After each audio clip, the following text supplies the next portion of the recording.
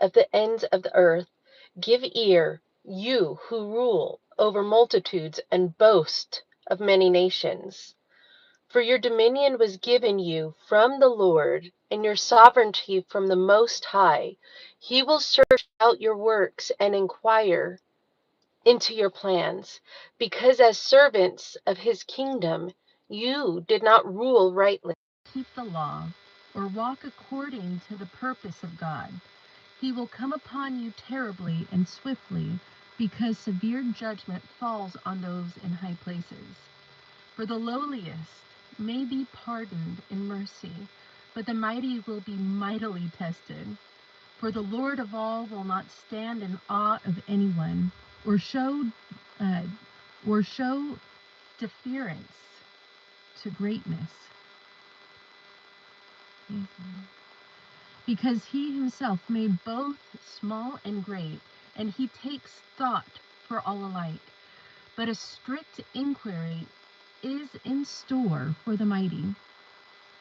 To you then, O monarchs, my words are directed, so that you may learn wisdom and not transgress. For they will be made holy who observe holy things in holiness, and those who have been taught them will find a defense.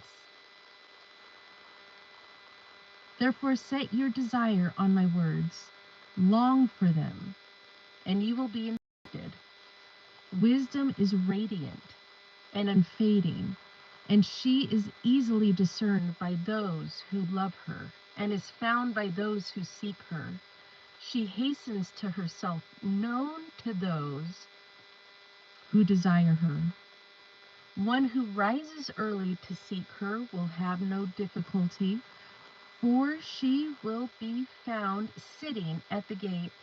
To fix one's thought on her is perfect understanding, and one who is vigilant on her account will soon be free from care, because she goes about seeking those worthy of her, and she graciously appears to them in their paths, and meets them in every thought.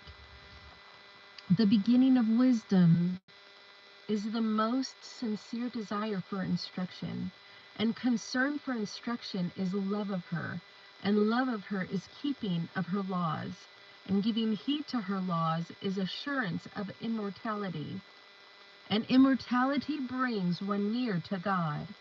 So the desire for wisdom leads to a kingdom. Therefore, if you delight in thrones and scepters, O monarchs, over the peoples, honor wisdom, so that you may reign forever. I will tell you what wisdom is and how she came to be, and I will hide no secrets from you, and I will trace her course from beginning of creation and make knowledge of her clear. And I will not pass by truth, nor will I travel in the company of sickly envy, for envy does not associate with wisdom. The multitude of the wise is salvation of the world, and a sensible king is the stability of any people. Therefore be instructed by my words, and you will profit. I'll just go on to chapter 7.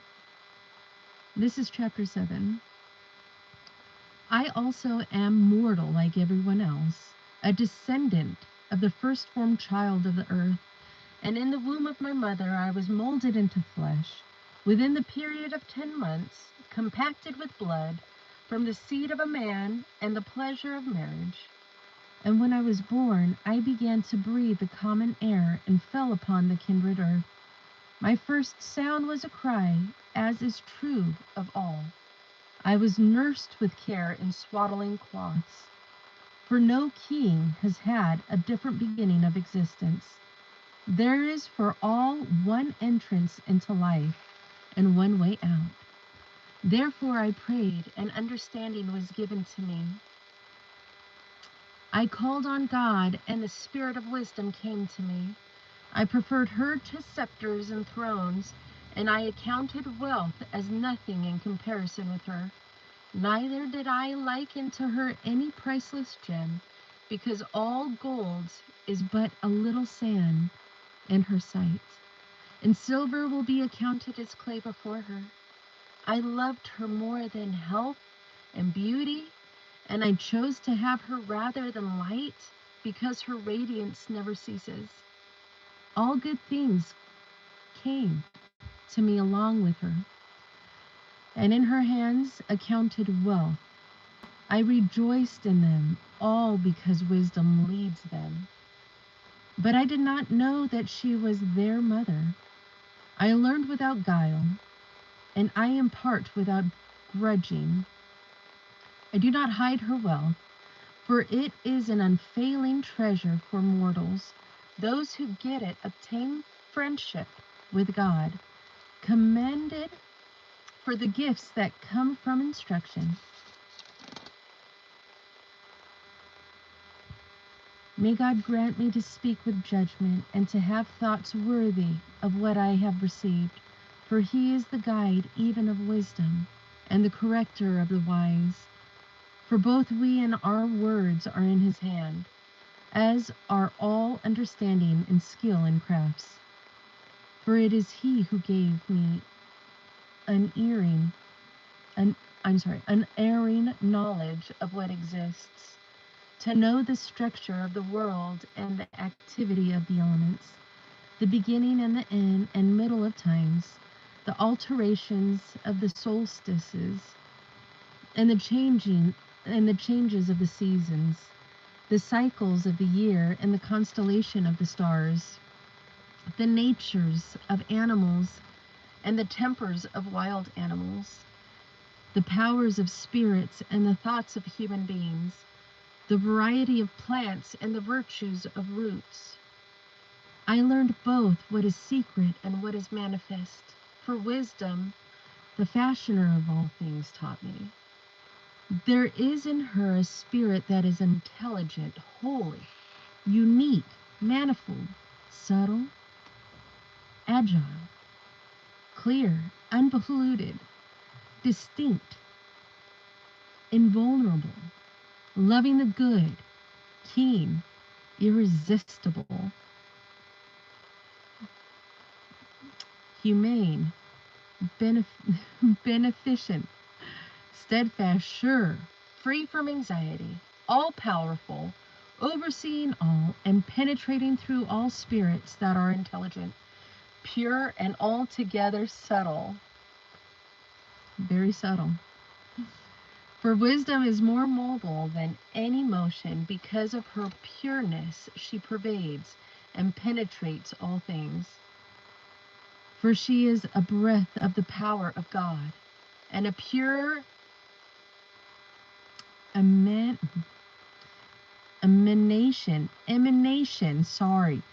for she is the breath of the power of God, and a pure emanation of the glory of the Almighty.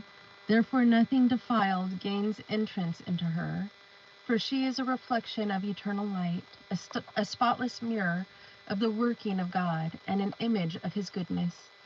Although she is but one, she can do all things, and while remaining in herself, she renews all things. In every generation she passes into holy souls, and makes them friends of God and prophets.